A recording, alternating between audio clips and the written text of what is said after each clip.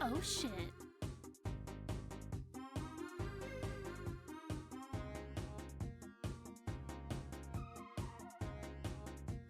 Oh shit.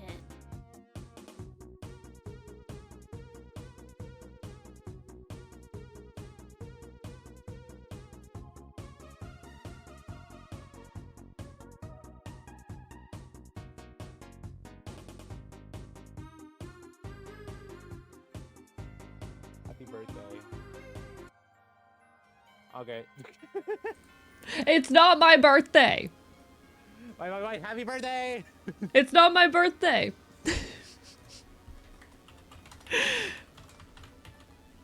It's not my wonder. It's not my birthday.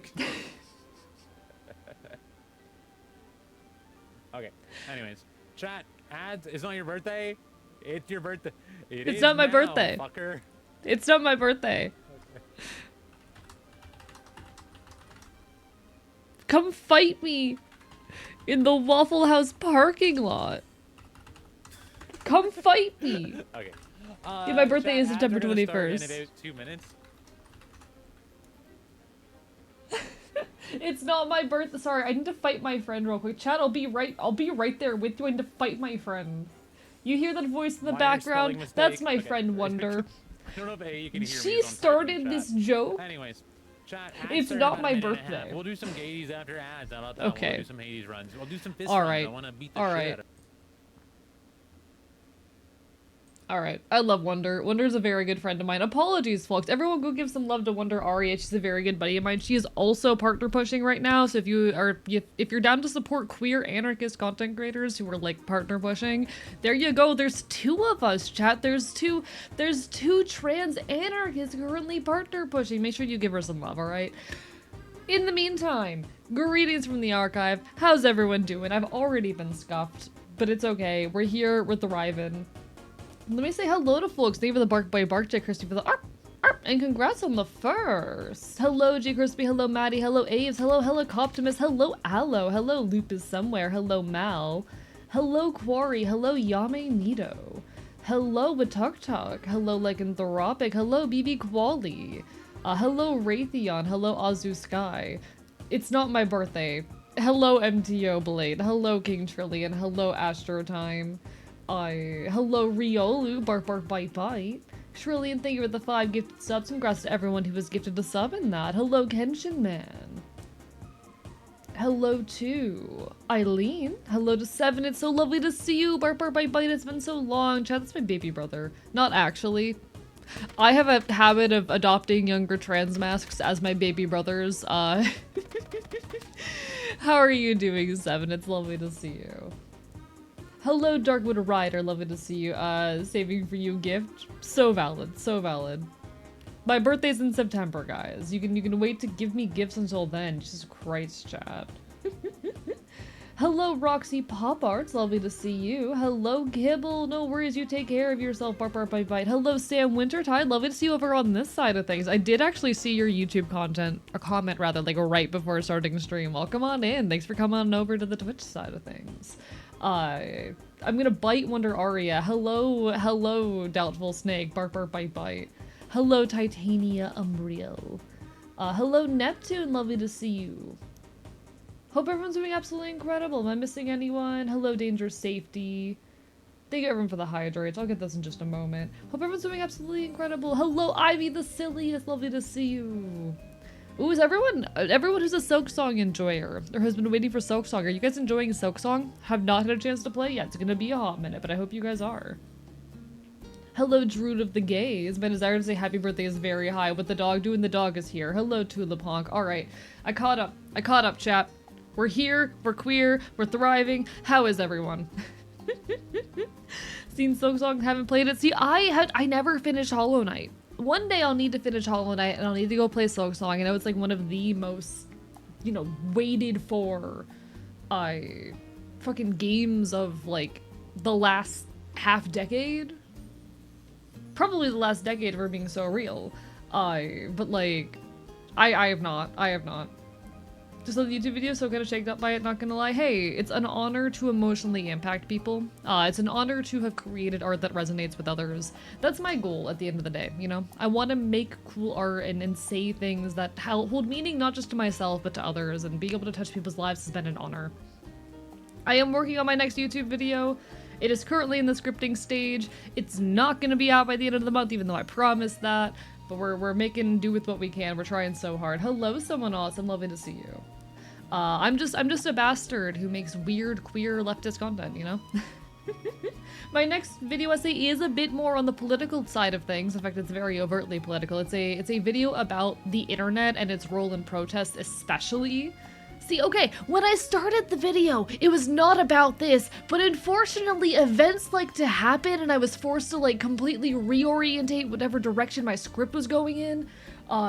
It's very much, despite this not being the original intent, about like, because it was always about, you know, digital protest. It was not originally so heavily about the modern censorship dilemma that we're seeing all across the internet, headed by both, you know, the government and various companies. I'm living through a historical event, and unfortunately I started a project that was very related to said historical event right before said historical event happens. Because I'm not here often to hear a difference in your voice. Yes, yeah, T has been impacting my voice. It's been really cool, actually. We love seeing how HRT is happening. I've been starting to see a lot of T effects. I think the 1 month mark is where I started really singing stuff. And we're at the 2 month mark. I did my my 8th injection last night. Chat, things are happening to my body. They're a little bit scary, but very cool. Proud of you, big bro. I'm gonna bite you, 7. I'm gonna bite you, alright? I want to stop living in interesting times. See, I think it's a little bit fun. How's the facial hair? Not so much of that yet, but we'll get there. Thank you so much, Sam Wintertide, for the follow. I appreciate it. Ah, rah, rah, rah. But yes, we are. Alright, I need to center myself, chat. I've been awake for 2 hours. Leave me alone. I'm valid. We are currently on, I think it's stream 12 of our Twitch partner push. Something like that. Which is fucking massive, fucking huge. We have been partner pushing for a few weeks now. We're working really hard to try and hit partner status here on Twitch. What does that mean? It is the monetization status above Twitch affiliate. It is a higher level of monetization that will open up a lot of opportunities for me to further promote myself and do work on this platform. So please, if you're able and willing, drop a follow, leave a lurk. Twitch partner does require 75 average viewers for 2 consecutive months with at least 8 streams in each of those 30-day periods averaging 75 plus. So far we've been knocking the goals out of the park, but we are not out of the woods yet. We have a couple more weeks of this shit. Thank you, Ozzy, for all the gift subs. I'm gonna bite you. Ah rah rah rah. Ah rah rah rah. We do have a handful of sub goals ongoing, but don't worry, like, I don't need the money. They're there because I need, you know, I want to be in Twitch's good eyes and the algorithm and whatnot. These sub goals exist so Twitch will push me in the algorithm, not because I'm strapped for cash. Yes, I escaped homelessness about 8 months ago. That is unrelated. Friday is 4 weeks on T for me. Oh, congratulations, some sort of bee. I'm so excited for you. Congrats on just now starting T. You're just a few weeks behind me. I hope it affects you as well as it's been affecting me. We don't have much in the way of facial hair yet, aside of like the peach fuzz type shit, but there have been other effects that I've been seeing which have been very interesting. Not all of which I can speak to. Thank you for the hydrate, Wookiees. Bark, bark, bite, bite. What I'll say is they weren't kidding that HRT messes a bit with, like, your experience of sexuality, you know? That's about as far as I'll say with it, but that's the thing. That's the thing. Can we get a mustache toggle? See, I don't want facial hair is the thing. I'm a weird non-binary transmasculine disaster. I'm not really into the idea of having facial hair. I want to stay twink. But I like what it's doing to my voice and to other parts of my self. So working on restarting T, technically started it a year ago, but the gel sucks. They want different medical tests done to make sure I'll be good on shots. Good luck, good luck, good luck. I hope you're able to get on it. It's always going to be more effective with shots than with like gels or patches or whatnot. But honestly, like, the bars around it are way too high. Chat, your medical professionals do not understand trans healthcare if they've not been like specifically trained for it in the last handful of years. You need to know how to advocate for yourself in those settings. The kinds of like tests they want to run and restrictions they have, not all of it is necessary, and a lot of it is overly precautious. A lot of it is there to just try and delay you starting and make it as slow as possible because they're scared. But like, HRT is nothing to be afraid of. You got this. Don't mind me, I'm just coming in to drop off gardening supplies for the weekend. I leave the archive for 3 days and Rorson decides he's gonna start a whole chive garden on the roof or some shit. Are you gonna dig up my entire, like, rooftop garden here on the archive and replace it with chives? Is that your plan? Hello, Budface Man Dude Guy. Been a hot minute. How are you doing? I'm doing well. I'm doing well. We're still in the midst of the partner push. Things are going well. We're vibing. We're causing problems. We're committing chaos. I am killing you with a rock. It's a community garden.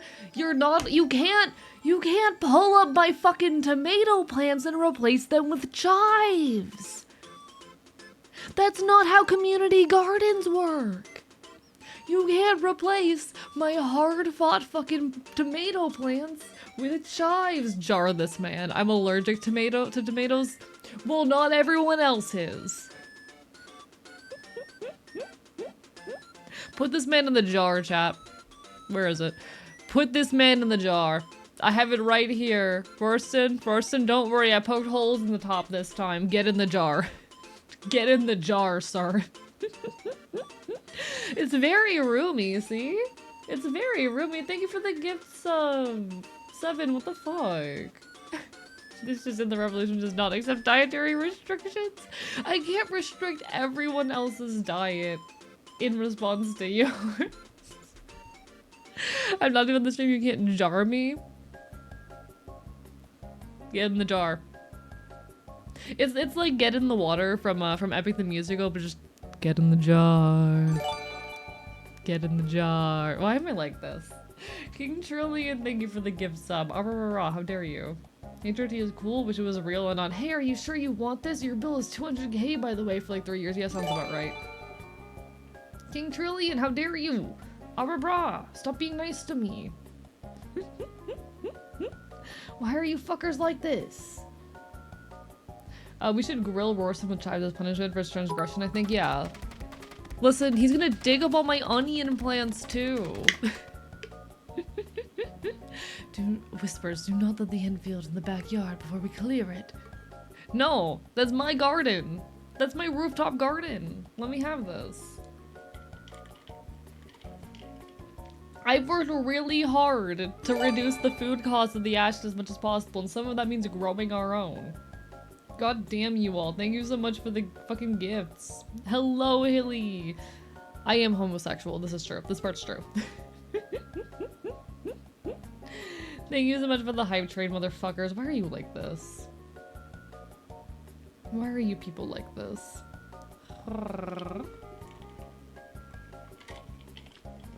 Hype Twain kills the Dwiva. Chives and onions come from the same plant. Well, I didn't know that. Goes to show how good I am on the food side of things. Listen, I'm not the one who does like the cooking for the archive. I just like get the seeds and help plant some shit. We have someone around here who cooks. There's someone else in the archive who handles most of the cooking. But if you trade Gar for the garden space, no, I like my, well, you know what, fair point, I do like Gar. I do like Gar. The chives were an inside job, I already planted them. Fuck you. Fuck you.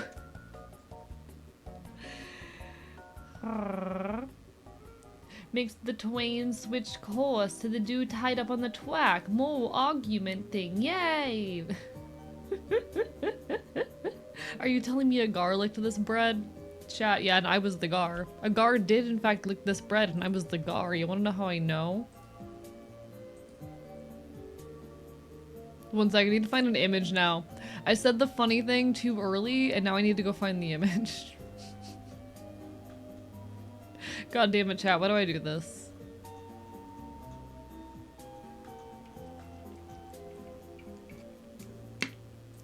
You're telling me a gar licked this bread? Yeah. I was the gar. You wanna know how I know? I was the gar. I'm not funny.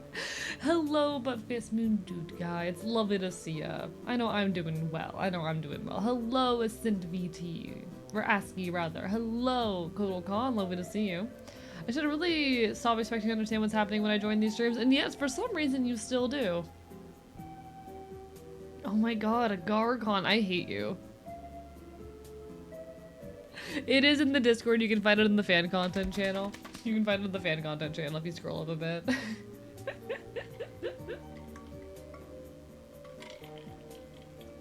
Hello, Quilrella. How are you doing? Lovely to see you. It's French for boy. Oh, is it? I don't know how the fuck to pronounce that, Rorston, but you know what? I love that. I love that. I got fired because corporate asked me to find the difference between these two pictures, and I can't find the difference, though. Doing great. Finally made a reference sheet for my first real LC. Hell yeah. We love to see it. Chat, I love to see y'all winning. I love to see y'all making stuff. I have not been winning and making stuff. I slept for 10 hours. Chat, I slept for 10 hours. Again. What's wrong with me? I've been sleeping way too much recently. It's a problem. I will hide a pickled herring inside every sock in your house.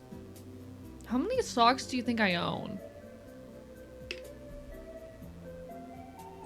How many socks do you... How many socks do you think I own? At least one? -3 socks. That sounds about right. Not enough. Like, yeah, I have paws. You think I haven't ripped holes in every single pair of socks I own? Hello, Wolfie. It's probably testosterone making you sleep so much. Actually, T-flu can be a thing. You're right. I had not considered that possibility. T-flu is a thing. It could always be the testosterone, unfortunately. Hello, Scarth. Welcome on in. Bark, bark, bite, bite. A new set every week with those claws. Yeah, it's a problem. It's a problem. Really hard to keep a hold of socks around here, you know? Hello, the introvert lesbian. Lovely to see you. Ahoy, ahoy. Enjoy your lurk machines. Appreciate it. Thank you for the hype train, folks. How dare you guys? Why are you nice to me? It's a crime. Chat, you should not be allowed to be nice to the fox, so this is a lie, actually. Please be nice to me. I'm not delicate, but I do get sad. I'm normal. Is this the true autism creature? Yes. I'm extremely autistic. You know how when you're young, people recommend sleeping 10 hours a day, typically the same early on HRT? I hate that, actually. I have video essays I need to make. I could have made so much progress on the video essay. God damn it. God damn it. You're breathtaking. Thank you. I appreciate it. I put a lot of work into my model. I'm not delicate, but I do get sad. It's the story of my life. Dang, yeah. Listen, I'm not delicate. Throw me in the mosh pit. I don't care how battered and bruised I'm going. I will mosh for 4 hours straight. I've broken so many of my belongings in mosh pits. I'm yet to break any limbs, though. But nah. You throw me in the mosh pit, fucking chuck me around. I've been picked up and thrown in pits. I've crowd surfed. I am not delicate. Hell, insult me to my face. I don't care what transphobes goddamn say. But, like, I do get sad when people don't like me. HRD can make you sleep like a teenager. Puberty too. I'm so mad about that, actually. I'm actually so mad about that. Chat, I have video essays to make. I have projects I need to complete. I can't afford to sleep for 10 hours. Illegal. Reality has become emotionally draining lately. That can also be a thing. That's one of the things I talk about in my next video essay. It's about, you know, the state of digital activism, especially in the modern censorship fucking age. And about, like, the ways in which we interact with the internet as political entities, the harms it does, what roads to change we have through it. So AE is a people pleaser? Shut up. I will be so really like, okay, love languages are bullshit. They were invented by someone who was really shitty, who used them as kind of an excuse for misogyny and to basically tell women that they just needed to have sex with their fucking husbands and shit, even if they didn't want it, etc, etc, etc. Love languages are bullshit. They're very much a tool of misogyny and all that. That said, if we are to give any credence to the, you know, measure that are love languages, I'm very much how I display love, how I, you know, most naturally present love to other people, 100% acts of service. I love doing acts of service for other people. I am a people pleaser. Leave me alone. Listen, being a good leader means being a people pleaser. A good leader does not say, this is the correct choice in my opinion and I'm gonna follow my goddamn opinion. A good leader goes, okay, these are the needs of my people. Here is how I make as many of these people as happy as possible. Here's how I meet the needs of as many of my people as possible. That is what a good leader does. A good leader is a fucking people pleaser. I'm valid. As far as like receiving care, I'm kind of I've always been a quality time person, not as much these days because I don't have time to spend. In the past, I was always very much a quality time person, but I just don't have time to spend on other people recently, so I find it frustrating a lot recently, actually. So I don't know where I sit on that, but as far as displaying care, 100% I have an acts of service type of bitch. Always needed 9 or 10 hours of sleep. Something I should be concerned about? No, everyone's different in that. I'm someone who usually runs off of like 6 to 7, though. I've always found 8 hours to be too much. Do not call me a good boy, I will kill you. No, you're not allowed to do that. Illegal. Nah, I've always been more like a quality time person for receiving care, I suppose. A little bit of words of affirmation. I don't like gifts. That's my biggest thing. I do not like giving or receiving gifts.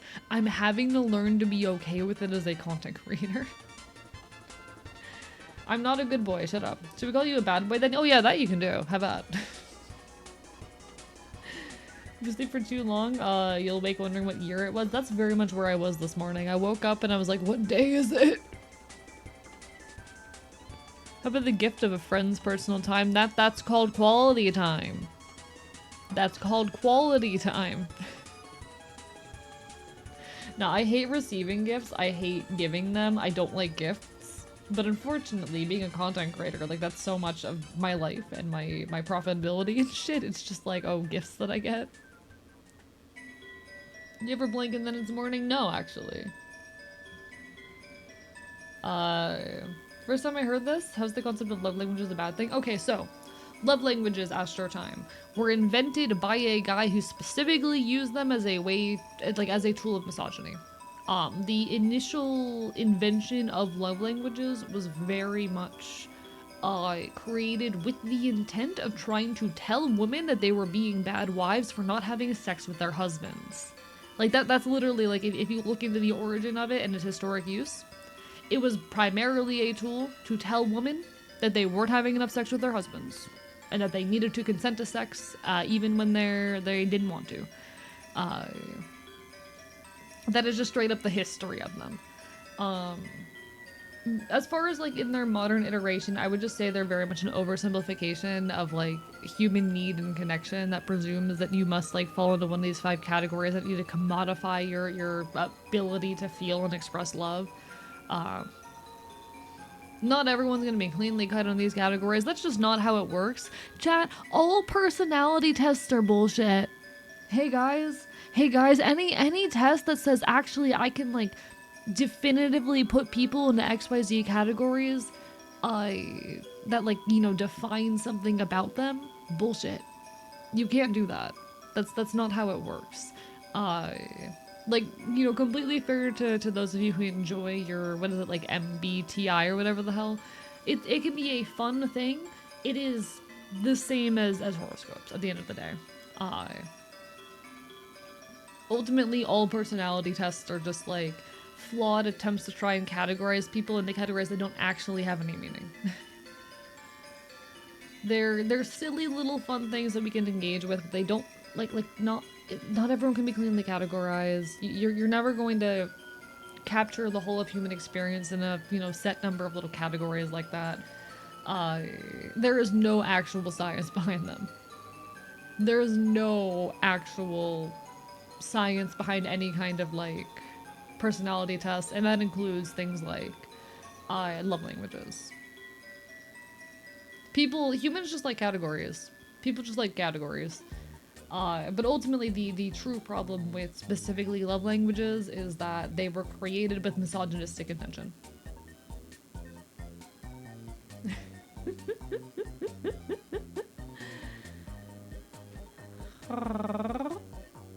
Also, Crimson Raven, I didn't see you there. Barber Bite Bite. Lovely to see you. Ah, rah, rah, rah.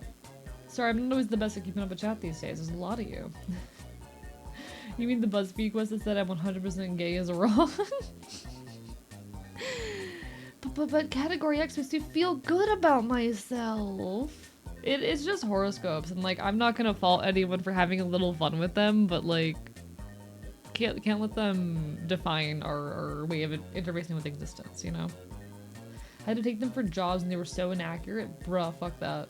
Fuck that. Personality test for if your trends are very accurate for about me. It just took about 3 years. See, that's not a personality test. That's a, hey, do you display the signs and symptoms of gender dysphoria? It's the personality test my psychiatrist did on me and found it I'm flawed. That's called a personality disorder, affectionate silly. MBTI is mainly used by corpos now? Is it? Wait, have companies started using those as like a thing for employment? Is that a thing? Wait, what? Are jobs making you go, okay, give me your MBTI or whatever the fuck type? What? Is a thing? What kind of dystopia do we live in? What? Since when? Where? Make sure to check your mic if there's heavy noise going on. Give me a second. I see the problem. It's the cables thing. Give me 2 seconds, chat.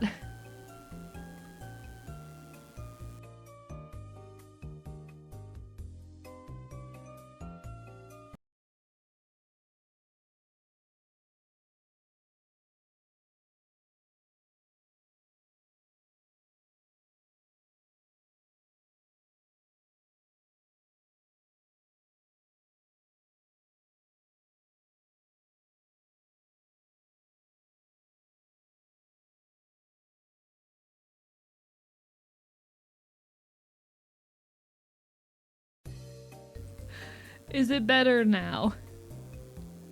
Fuck, no, it's what? Hello, what? Alright, one sec. I gotta try a bunch of other wires. I'm so sorry. God damn it.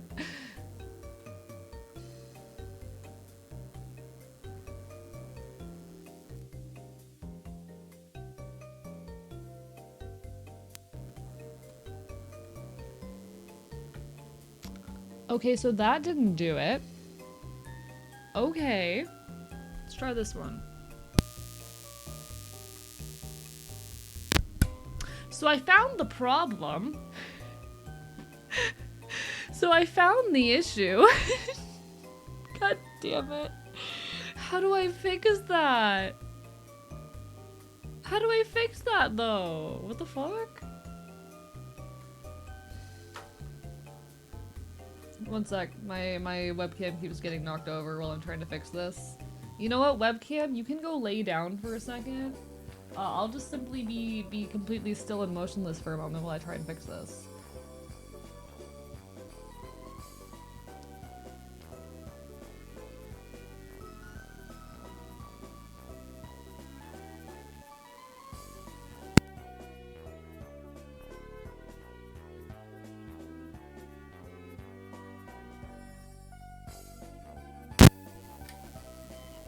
Okay, so I know what the problem is. I know what the issue is. Unfortunately,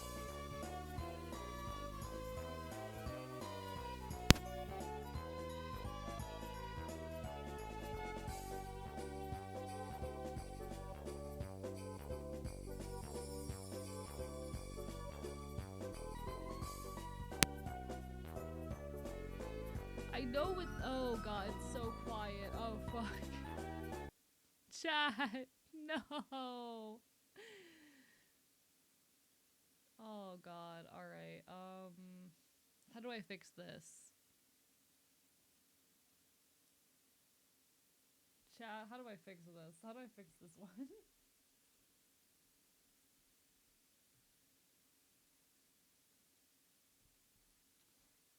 Oh my god.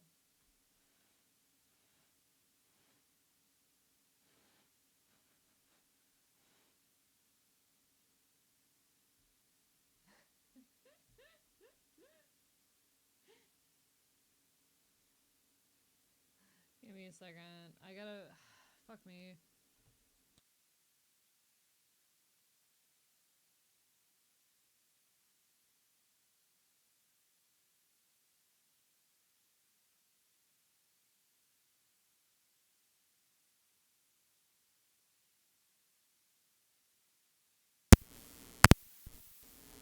Oh, fuck. Okay, so here's the issue, chat. There's something wrong with my cloud lifter. It's either something wrong with my cloud lifter or the cable that runs into my mic from the cloud lifter.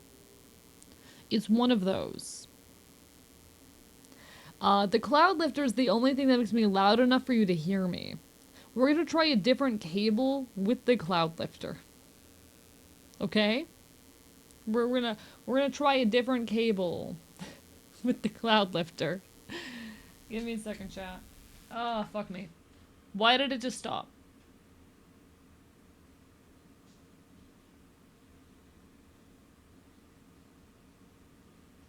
Why did it just stop?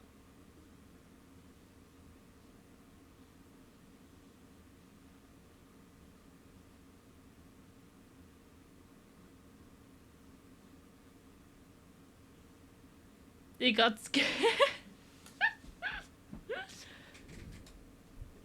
One sec, let me see if I can trigger it again.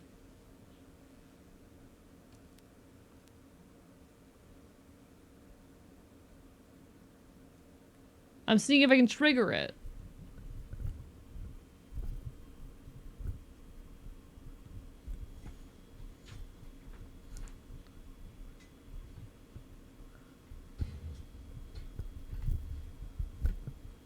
Nothing is you guys can still hear me clearly, right?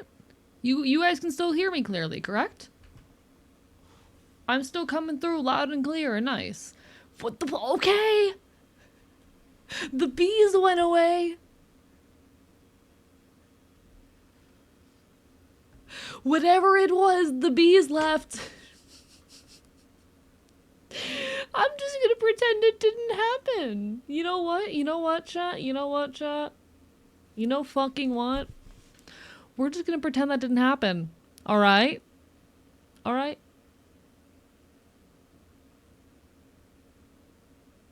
We're just gonna pretend it didn't happen. Alright. We're fine. Chat, the bees and my cloud lifter left. The bees and my cloud lifter decided to go away. God fucking damn it. Alright, chat. I can't believe A hates gifts. I guess I'll have to keep his beta gift all to myself. Bark, bark, bite, bite. Bark, bark, bite, bite. Some people do take horoscopes way too seriously, though. Fuck that shit. I don't know. I do enjoy things like things like, you know, horoscopes as fun little side things. Hello, emo cat girl. Just saw you. Bark, bark, bite, bite. So sorry for not seeing you sooner. We were dealing with some technical difficulties right there. It has been resolved. I'm so sorry. I'm back. I'm here now. I'm so sorry. I think it's the cable because it used to have this issue. I see. Interesting. Has some issue with my inline preamp, ran cable into cloud lifter, then ran into the mic and it just stopped? Yep. It happened with my cloud lifter though. The bees left. The bees left. I'm so sorry for not seeing folks were there. Can't be a partner without scuff, just the way of the world. Can't be a Twitch streamer or a VTuber without scuff. We're being so real. We're being so real. You can't be a VTuber without a bit of scuff. Hello, Papa Music. Lovely to see you. Ah, rah, rah, rah. I fixed it. I don't know what I did, but I fixed it. Really how the scuff models light up for the face and nowhere else. It's so good. I love this model. It's made by the wonderful Prince Aaron. Good bunny of mine. Did you see this short story I saw you earlier? I did see your message, Dog Baby. Unfortunately, I woke up like an hour and a half before stream, so I did not have time to read it. I'll try to read it later. Remind me maybe. I did a stupid. Do you have wires laid below the roof garden? Maybe tempered tide? Potentially, just a little bit. Like, listen, it's a very high-tech situation, allows me to stream to the universe, okay? I don't claim to understand it. AE, you're now fully qualified to work on IT. Congratulations, chat. I have new career prospects. I have new career prospects now.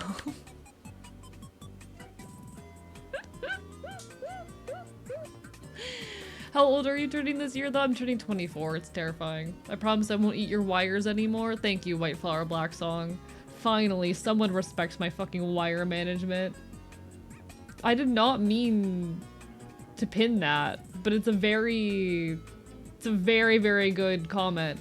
Is furry? Check. Isn't cishet? Check. Owns thigh highs? Uncertain. I do not own thigh highs. I'm sorry. I do own a couple crop tops, though. Did not mean to pin that. Very good message.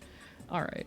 It's short enough you can literally read it right now. I could. Chat, what if we did a live reading on stream? Hello, Frog Sprite. Lovely to see you. Happy 65th birthday. Listen, Bug always does sketchy shit with wires.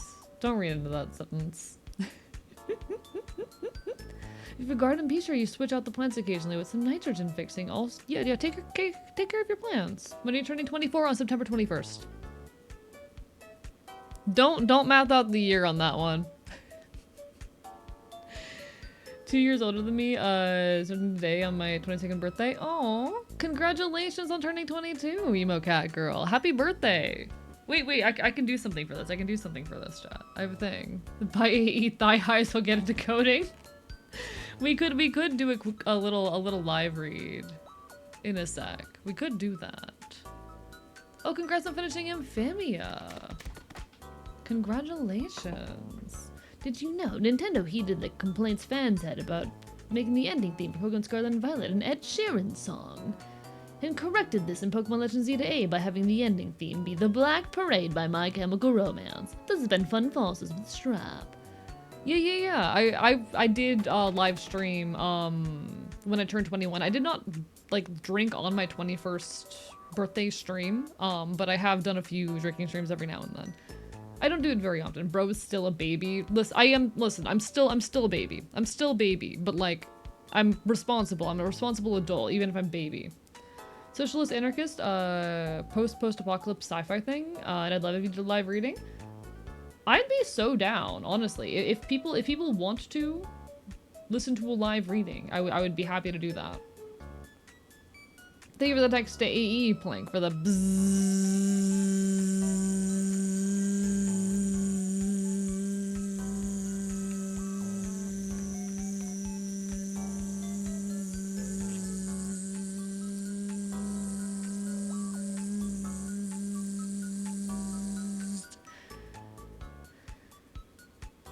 But no, I do have something for emo in chat. I have something for you. All right. You've said it was your birthday today. Jesus, please breathe. I've got very good breath control. All right. I have something for emo. All right. Is that right?